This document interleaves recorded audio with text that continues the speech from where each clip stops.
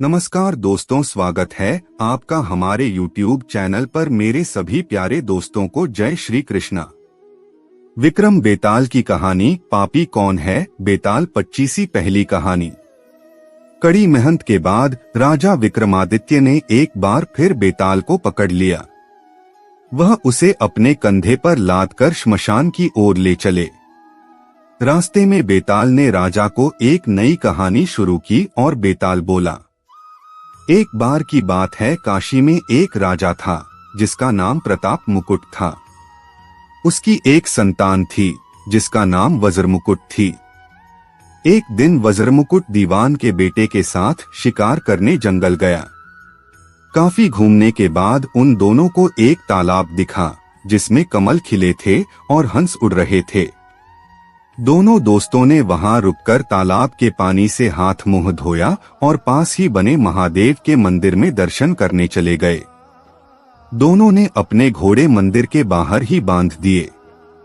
फिर जब दोनों दोस्त दर्शन करके मंदिर से बाहर निकले तो उन्होंने देख कि तालाब में एक राजकुमारी अपनी सहेलियों के साथ स्नान करने आई है।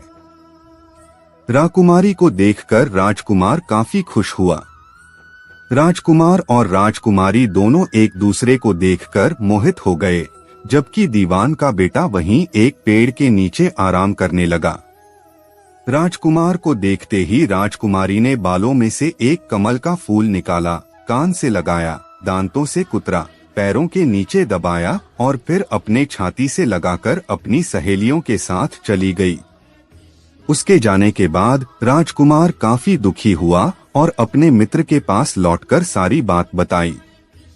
राजकुमार बोला, मैं राजकुमारी के बिना नहीं रह सकता हूँ, लेकिन मुझे इस राजकुमारी के बारे में कुछ भी नहीं पता है। वह कहाँ रहती, उसका नाम क्या है? दीवान के बेटे ने सारी बातें सुनी और राजकुमार को दिलासा देते हुए बोला, राजकुमार आप घबराइए मत, राजकुमारी ने सब कुछ बताया है। आश्चर्यचकित होते हुए राजकुमार ने पूछा, वो कैसे?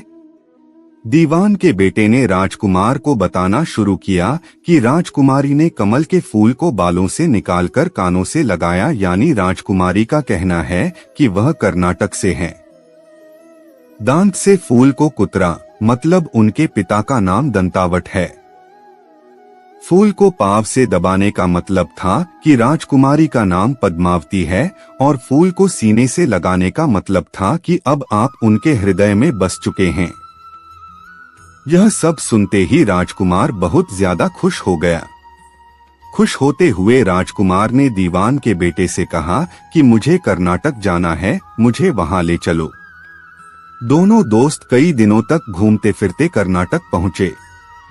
जब वो दोनों राजमहल के निकट पहुंचे तो उन्हें एक चरखा चलाती बुजुर्ग महिला दिखी।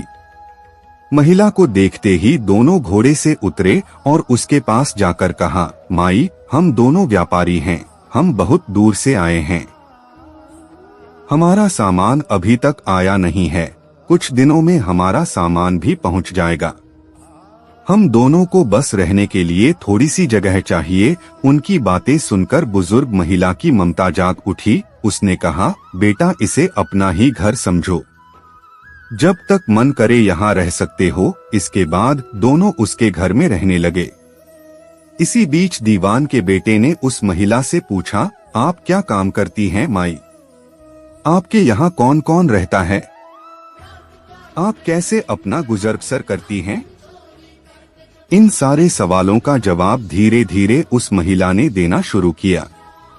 उसने कहा, मेरा एक पुत्र है जो राजा के यहाँ नौकरी करता है। मैं राजा की पुत्री पद्मावती की दासी थी। बूढ़ी हो गई हूँ, इसलिए घर में ही रहती हूँ।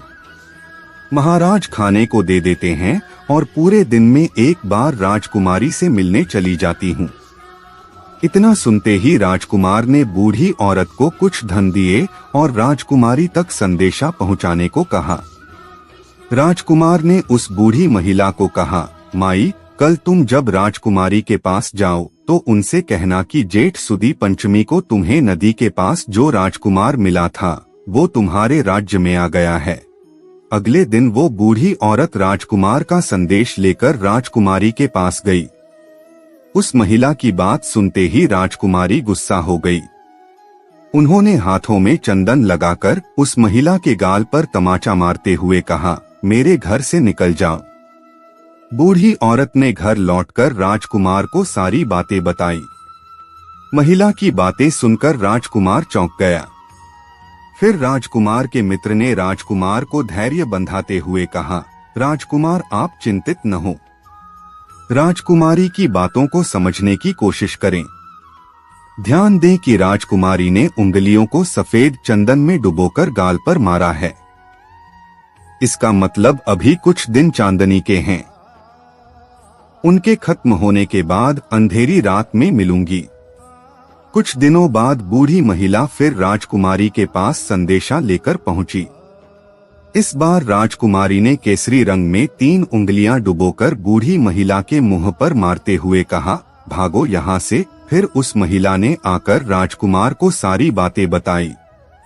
राजकुमार यह सुनकर बहुत दुखी हुआ। इस पर दीवान के बेटे ने राजकुमार से कहा, इसमें दुखी होने की कोई बात नहीं है राजकुमार। राजकुमारी ने कहा है कि अभी उसकी तबीयत ठीक नहीं है, तो इसलिए 3 दिन और रुक जाओ। 3 दिन बाद वो बूढ़ी महिला फिर राजकुमारी के पास जा पहुंची। इस बार फिर से राजकुमारी ने उस महिला को फटकारा और पश्चिम की खिड़की से बाहर जाने के लिए कहा। वो महिला फिर से राजकुमार के पास गई और सारी कहानी सुनाई।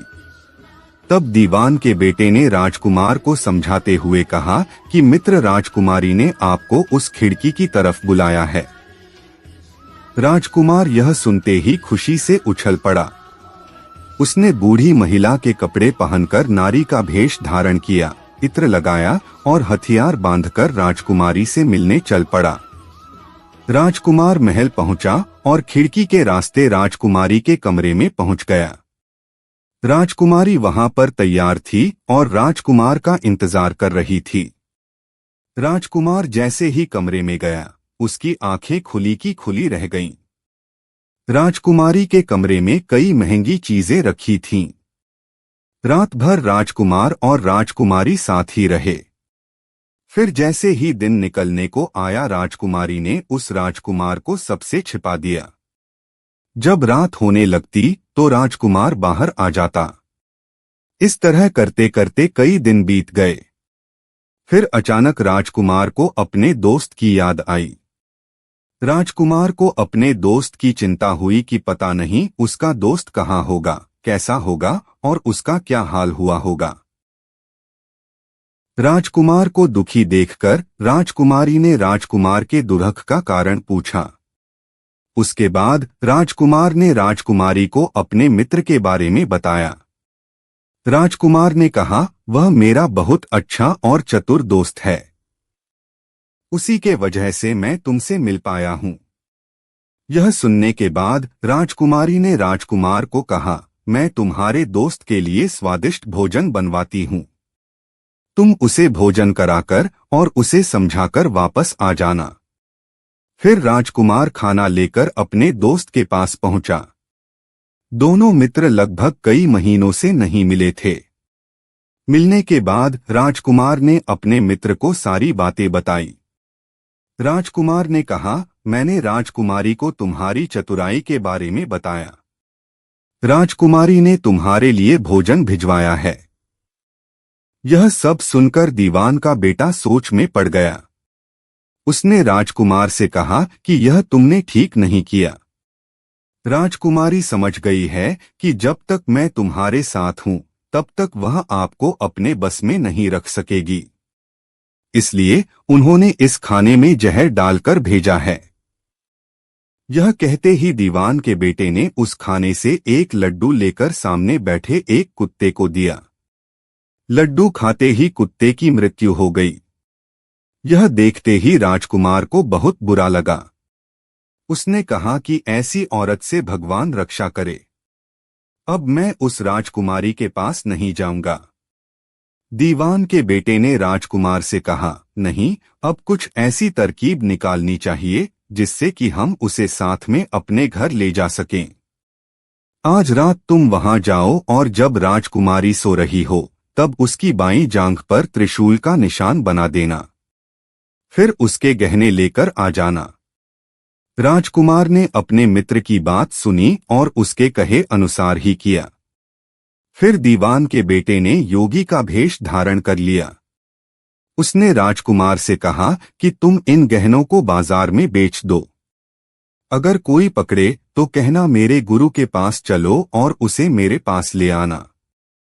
राजकुमार वो गहने महल के पास एक सुनार के पास ले गया।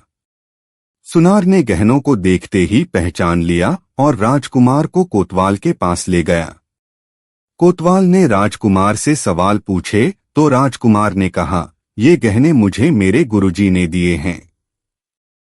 यह सुनने के बाद कोतवाल ने गुरु यानी दीवान के बेटे को भी पकड़ लिया और राजा के दरबार में ले गया।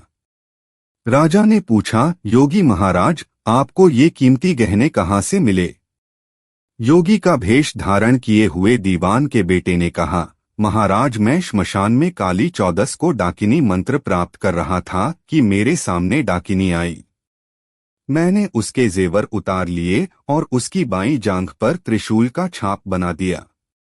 यह सुनते ही राजा महल में गया और उसने रानी को कहा कि पद्मावती की बाईं जांघ देखे कि कहीं राजकुमारी के जांघ पर त्रिशूल का छाप तो नहीं है।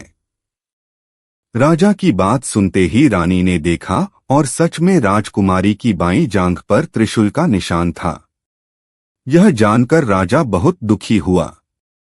फिर राजा योगी के पास गए और कहा कि योगी बताओ, धर्मशास्त्र में बुरी औरतों के लिए क्या सजा है?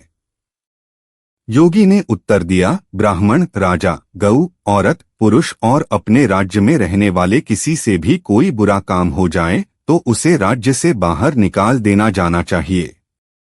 यह सुनते ही राजा ने पद्मावती को जंगल भेज दिया। वहां राजकुमार और दीवान का बेटा मौके के इंतजार में बैठे थे। राजकुमारी को अकेला पाकर दोनों उसे अपने नगर ले आए और खुशी खुशी रहने लगे। कहानी खत्म हुई और हर बार की तरह एक बार फिर बेताल ने विक्रम से पूछा, तो राजन बताओ, इस कहानी में पापी कौन है? जल्दी बताओ राजन, वरना तुम्हारे सिर के टुकड़े टुकड़े कर दूंगा। विक्रम ने उत्तर देते हुए कहा, पापी राजा था, क्योंकि दीवान के पुत्र ने अपने मालिक का काम किया। कोतवाल ने राजा का कहना सुना और राजकुमार ने अपनी इच्छा पूरी की, लेकिन इस कहानी में राजा पापी था। उसने बिना सोचे विचारे राजकुमारी को राज्य से बाहर निकाला दिया। विक्रम के इतना कहते ही बेताल फिर उड़कर पेड़ पर जा लटका। कहानी से सीख, हमेशा बुद्धि का इस्तेमाल करके ही फैसला लेना चाहिए, वरना कोई भी भ्रमित करके कुछ भी करवा सकता है। आपसे मेरी प्रार्थना है कि मुझे मोटिवेट करने के लिए वीडियो को लाइक करें, शेयर करें, सब्सक्राइब जरूर करें दोस्तों, और कमेंट में जय श्री राम जरूर लिखें।